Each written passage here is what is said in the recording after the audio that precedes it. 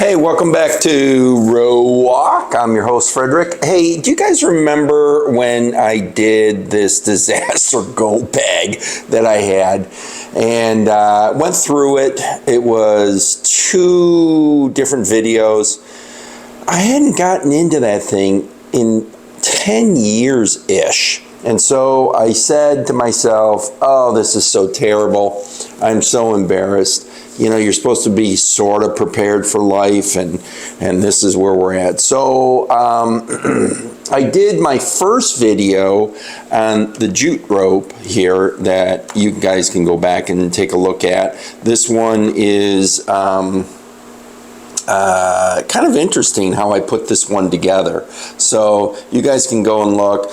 I still haven't replaced my athletic tape with an orange one. In case you drop it in the snow, you're going to want to find it. So those of you that are in the snow regions.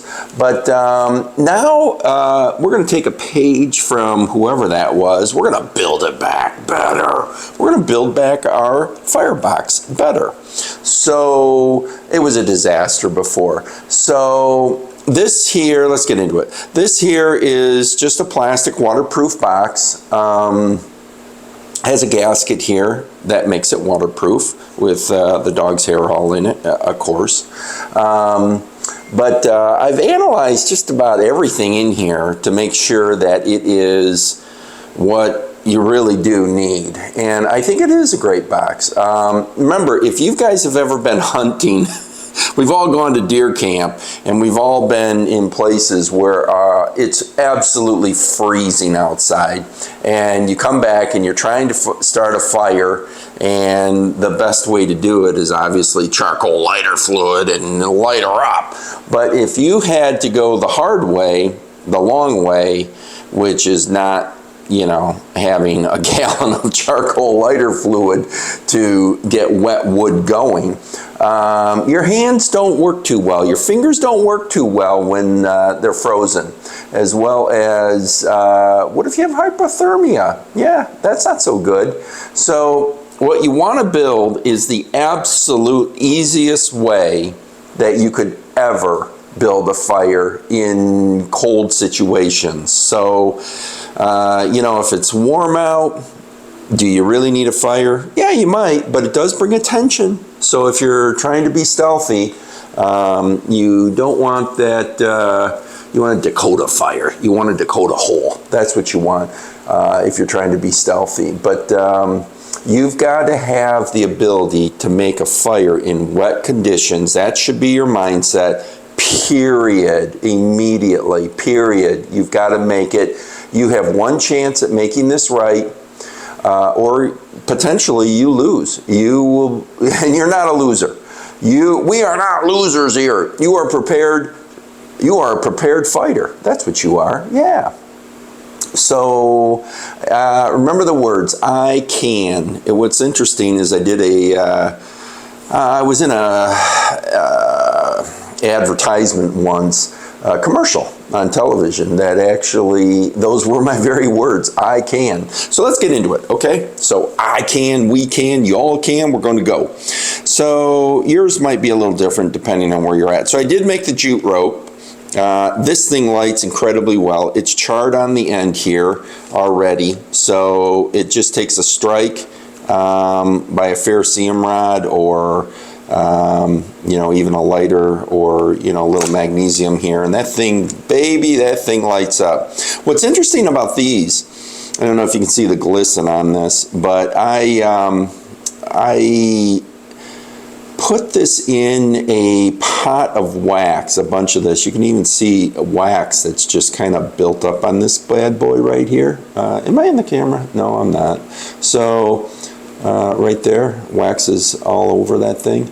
And so these are pieces of incredibly dried little pieces of wood that I got.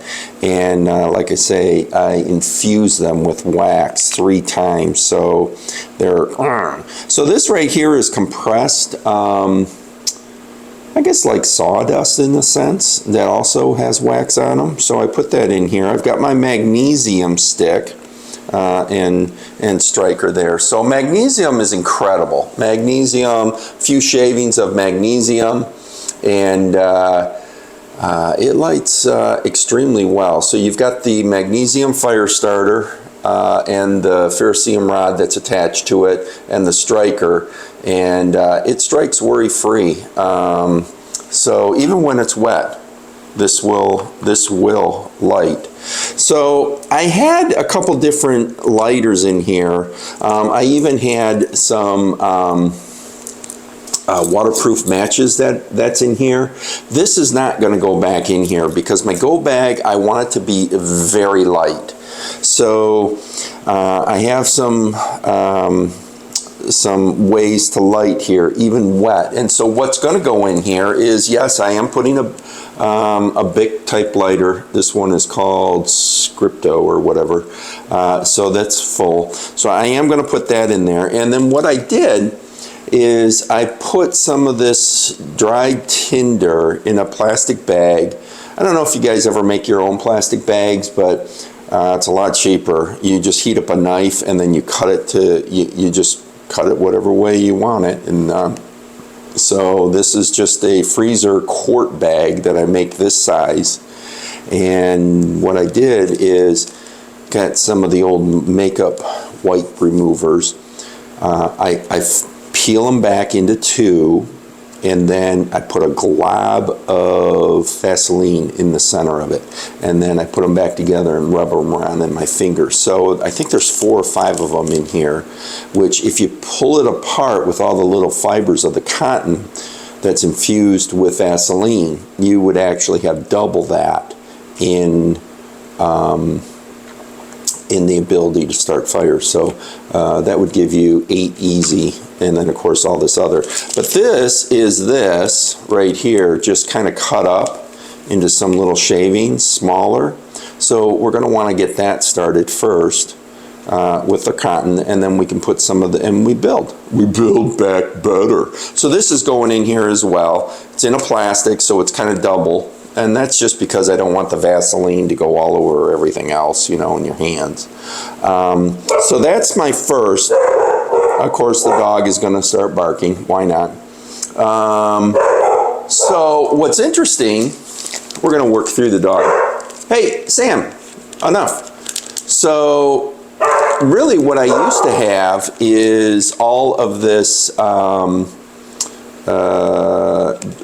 lint dryer leftover from the lint collector in there. And this stuff does. So I'm going to actually put 2 of these in. So this is a Bear Grylls striker here.